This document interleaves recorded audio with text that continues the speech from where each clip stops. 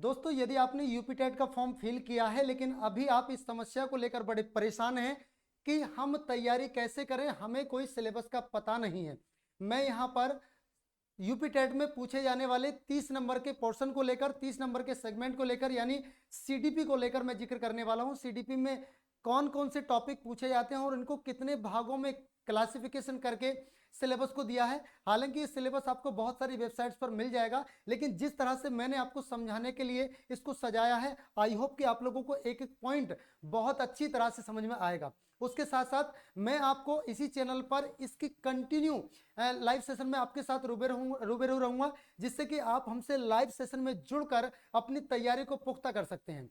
जिस समय आपकी पूरी सीडीपी कराई जा चुकी होगी अतुल सर के माध्यम से यानी मेरे द्वारा, आप ये महसूस करेंगे कि सर अब हमें कोई नहीं रोक सकता 30 में से 30 नंबर लाने में। ये मेरा प्रैक्टिकली एक्सपीरियंस बोल रहा है। चूंकि मैं आपको दिखा दूं, यहां पर मैंने लिखा है, ये मैं अपने घमंड के लिए नहीं कर रहा, ये अपना अनुभव शेयर कर रहा हूं कि यहाँ पर बीएड, यूपी टेट और सीटेट दोनों फर्स्ट अटेम्प्ट में क्वालिफाइड और सीडीपी में आउट ऑफ मार्क्स के लिए मैं जाना जाता हूं। चलिए दोस्तों बढ़ते हैं आगे। अब बात करेंगे क्या क्या पूछा जाता है, सिलेबस क्या है। इस सिलेबस को ना 4 भागों में डिवाइड किया है। इस सिलेबस को आप लोग समझेंगे तो बहुत आसानी से आपको समझ में आ जाएगा। देखो ये जो सिलेबस आपके सामने दिया है, मतलब जब हम सीडीपी को पढ़ेंगे तो सीडीपी में चाइल्ड डेवलपमेंट एंड पेडागोजी यानी यूपी टेट का सिलेबस आपके सामने डिस्कस किया जा रहा है। इसमें सबसे पहले पढ़ेंगे अधिगम का अर्थ एवं उसके सिद्धांत। क्या पढ़ेंगे? अधिगम का अर्थ, बल्कि अधिगम से भी पहले पढ़ेंगे हम बाल विकास। पहले नंबर पे पढ़ेंगे हम बाल विकास क्या होता है, यानी बाल विकास में बच्चे का भ्रूण अवस्था, उसके बाद नवजात शिशु, उसके बाद शैशवावस्था, बाल्यावस्था, प्रारंभिक बाल्यावस्था, बाल्यावस्था, उत्तर बाल्यावस्था, प्रारंभिक किशोरावस्था, किशोरावस्था, उत्तर किशोरावस्था और उसके बाद प्रौढ़ अवस्था तक हम पूरा अध्ययन करेंगे इस वाले पार्ट में, बिल्कुल क्रमबद्ध तरीके से, अगर आप मेरे साथ लाइव सेशन में बने रहे। दूसरे नंबर पे मैं लेना चाहूंगा, जब बच्चा बड़ा हो जाएगा, धीरे धीरे जब बाल विकास होगा तो बच्चा सीखेगा कैसे, उसका अधिगम कैसे होगा, अधिगम का अर्थ क्या होता है, और सीखने से संबंधित जितने भी मनोवैज्ञानिकों ने सिद्धांत दिए हैं उनके बारे में मैं आप लोगों के सामने बिल्कुल डीप डिस्कस करने वाला हूं। मुझे उम्मीद है कि यह सेशन आपको बहुत ज्यादा पसंद आएगा। ठीक है, चलिए दोस्तों आगे देखिएगा। तीसरे नंबर पर मैं जिक्र करूंगा शिक्षण एवं शिक्षण विधियां।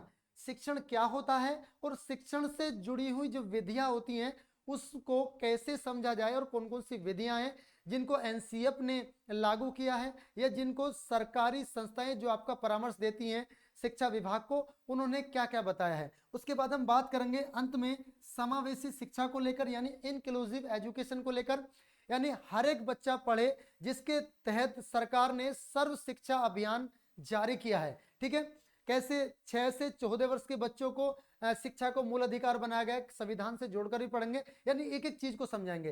तो ये तो आपका बंटवारा हो गया सीडीपी का।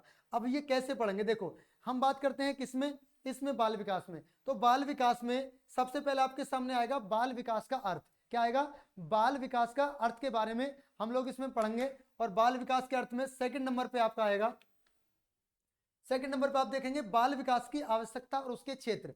जैसे जैसे एग्जामिनर या जैसे जैसे आयोग ने, कमीशन ने इस आपका यूपी टेट के सिलेबस को बनाया है, मैंने उसको अपने तरीके से ढाला है। ठीक है, तीसरे नंबर पे आपका आएगा बाल विकास की अवस्थाएं कौन सी होती हैं, हम इसको पढ़ेंगे। बाल विकास की अवस्था के बारे में, उसके पढ़ने के बाद शारीरिक और मानसिक विकास क्या होता है बच्चे का, इसके बारे में पढ़ेंगे। एंड देन आपका अभिवृद्धिम विकास के बारे में बातें होंगी। और नंबर 6 पर आपका भाषा का विकास। जब बच्चा यहाँ तक अभिवृद्धि विकास की बात कर लेगा तो उसमें भाषा का विकास कैसे होगा, हम इसको लेकर भी बातें करेंगे। ठीक है, एंड देन आपके सामने आएगा अभिव्यक्ति क्षमता का विकास, यानी बच्चा अभिव्यक्ति की क्षमता में कैसे विकास करता है, कैसे अपनी बातों को रख सकता है, उसके बारे में हम लोग जानेंगे। नेक्स्ट बात करता हूं तो सृजनात्मकता एवं सृजनात्मकता क्षमता का विकास कैसे होता है, मतलब क्रिएटिविटी। कहते हैं ना एनसीएफ 2005 और 2009 या एनईपी यानी नेशनल एजुकेशन पॉलिसी भी ये कहती है कि बच्चे को क्रिएटिव बनाना है, बच्चे को सृजनात्मक बनाना है। तो आपका मैं जिक्र करूंगा सृजनात्मकता के बारे में और सृजनात्मकता क्षमता के विकास के बारे में। ठीक है, अब देखिए आगे इसमें और क्या होगा, बाल विकास को प्रभावित करने वाले कौन कौन से कारक होंगे, ये आपके सिलेबस में दिया है, इसको हम डिस्कस करेंगे। एक एक पॉइंट मैं आपके लिए निकाल कर लाया हूं और वही बात बता रहा हूं जो आपके सिलेबस में एज इट इज दिया है। ठीक है, नेक्स्ट देखो, अब आती है अधिगम का अर्थ एवं सिद्धांत। पहला पोर्शन आपका यहां तक कंप्लीट हो जाता। पहले पोर्शन में हम लोग यहीं तक, आप लोग इसका स्क्रीनशॉट ले लीजिएगा, इसका आप लोग स्क्रीनशॉट लें, ठीक है, इसका स्क्रीनशॉट ले लिया, ठीक है। अब हम बढ़ते हैं आगे, हम देखेंगे अधिगम में हमको क्या क्या पढ़ना है। अधिगम का अर्थ, जब बच्चा बाल विकास हो जाएगा या हो रहा होगा, उसमें कैसे बच्चा अधिगम करेगा। बच्चा अधिगम के अर्थ को समझेंगे कि अधिगम का मतलब होता है सीखना, कि वास्तव में सीखना होता क्या है, इसके अर्थ को समझेंगे, ठीक है। दूसरी बात समझेंगे अधिगम को प्रभावित करने वाले कारक, यानी अधिगम को कौन कौन से कारक प्रभावित करते हैं, इसके बारे में बात करेंगे। तीसरे नंबर पे हमारा जो यहाँ पर स्टार्ट होगा वो अधिगम की विधियां, मतलब सीखने के लिए कौन कौन सी विधियों का प्रयोग किया गया है, हम उन सभी विधियों के बारे में बात करेंगे। नेक्स्ट देखिए, अधिगम के सिद्धांत क्या होते हैं, अधिगम के सिद्धांत क्या होते हैं उनके बारे में बात करेंगे। अधिगम के सिद्धांत की कक्षा में किस तरीके से उन सिद्धांतों का उपयोग किया जाए, कक्षा के अंतर्गत उनको यूटिलाइज कैसे किया जाए, उसके बारे में बात करेंगे। और अधिगम वक्र का अर्थ और प्रकार, अधिगम का वक्र, किस अधिगम से वक्र ऊंचा होगा, नीचा होगा, समान रहेगा, ये सारी बातों को लेकर मैं बात करूंगा आप सभी के सामने। 7 नंबर पे सीखने में पठार का अर्थ और कारण एवं निराकरण। पठार या पठन पठन वैफल्य यानी पठन से संबंधित क्रिया, सभी चीजों को मैं आपके डिस्कशन करूंगा। इसमें जो सिद्धांत होंगे दोस्तों, वो सिद्धांत कौन कौन से होंगे, इसमें पढ़ेंगे क्रिया प्रस्तुति का सिद्धांत यानी एक्शन डिलीवरी प्रिंसिपल, ठीक है। इसमें पढ़ेंगे theory of social learning and सामाजिक अधिगमवाद, ठीक है। नेक्स्ट पढ़ेंगे आपका पुनर्बलन सिद्धांत, अधिगम के मानवतावादी सिद्धांत, यानी हम इसमें थॉर्नडाइक को भी पढ़ेंगे, बीएफ स्किनर को भी पढ़ेंगे, अल्बर्ट बाउंड्रा को भी पढ़ेंगे, कोलबर्ग को भी पढ़ेंगे, पियाजे को भी पढ़ेंगे, मतलब सभी उन मनोवैज्ञानिकों के बारे में पढ़ेंगे जिन्होंने अधिगम के सिद्धांतों के बारे में बताया है। आप इसका एक स्क्रीनशॉट ले लीजिएगा, ठीक है। चलिए दोस्तों, आप लोगों ने इसका एक स्क्रीनशॉट ले लिया होगा। अब मैं बढ़ता हूं आगे। तीसरे नंबर पे मैंने आपको बताया शिक्षण विधियों के बारे में, आपका सिलेबस में दिया है, तो शिक्षण विधियां कौन कौन सी हैं इसमें आप समझें। शिक्षण विधियों में शिक्षण का अर्थ एवं उसका उद्देश्य, शिक्षण का अर्थ एवं उसका उद्देश्य, और संप्रेषण क्या होता है, संप्रेषण में यहाँ पर ए लगेगा, संप्रेषण क्या होता है उसके बारे में हम लोग सीखेंगे। नेक्स्ट सीखेंगे शिक्षण के सिद्धांत क्या होते हैं, जैसे अधिगम के सिद्धांत है ऐसे ही शिक्षण के सिद्धांत होते हैं, उनके बारे में हम लोग सीखेंगे। नेक्स्ट शिक्षण प्रविधियां, शिक्षण से संबंधित जो विधियां होती है, प्रविधियां होती हैं, उनके बारे में हम लोग बात करेंगे, क्या क्या टेक्निक्स होंगी।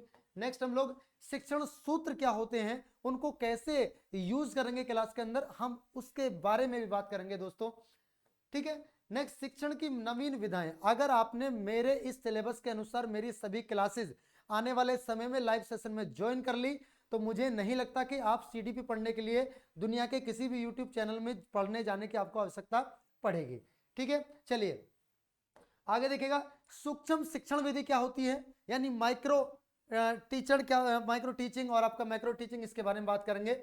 शिक्षण के आधारभूत कौशल क्या होते हैं, इन सभी के बारे में हम लोग बात करेंगे। नेक्स्ट आपका बात करें तो समावेशी शिक्षा, ठीक है, यानी हम यहां तक इसका एक स्क्रीनशॉट ले लीजिएगा, आप लोग इसका स्क्रीनशॉट ले लिया। चलिए बढ़ते हैं आगे।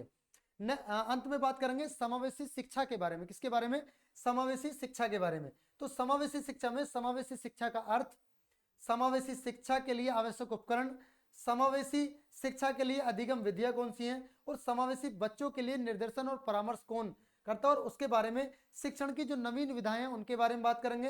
एंड देन आपका परामर्श देने वाले जो विभाग होते हैं उनके बारे में हम लोग बात करेंगे, ठीक है।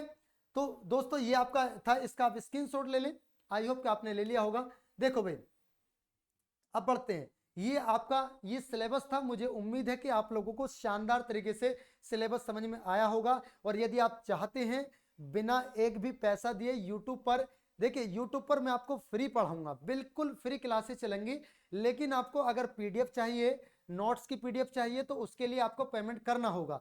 पेमेंट के लिए आपको मोड बता दिया जाएगा, और नहीं तो आपको ये मेरा पर्सनल नंबर है 8449889709 पर आप मैसेज कर दीजिएगा, आपको सीडीपी के फुल नोट्स आपको प्रोवाइड कर दिए जाएंगे। यकीनन आपको बहुत बहुत अच्छे वो नोट्स लगने वाले हैं, और आपका कंप्लीट सिलेबस मैं उसमें कवर कराया हूं। ठीक है, तो चलिए दोस्तों, इसी उम्मीद और आशा के साथ कि कल से हमारी क्लास स्टार्ट होंगी, जिसमें हम बिल्कुल इसी के सिलेबस के अकॉर्डिंग कल से हम क्लास को लेकर चलेंगे। ठीक है, चलिए दोस्तों, बहुत बहुत धन्यवाद, थैंक यू सो मच दोस्तों इस वीडियो को देखने के लिए। और अगर आप इस वीडियो को देख रहे हैं इस वक्त भी, तो इस वीडियो को शेयर जरूर करें, क्योंकि आपके साथ साथ और भी बच्चों का भला होना चाहिए। आपको अल्ट्रुइस्ट बनना चाहिए, परोपकारी बनना चाहिए। ठीक है, चलिए दोस्तों, बहुत बहुत धन्यवाद, थैंक यू सो मच, जय हिंद, जय भारत, खुदा हाफिज।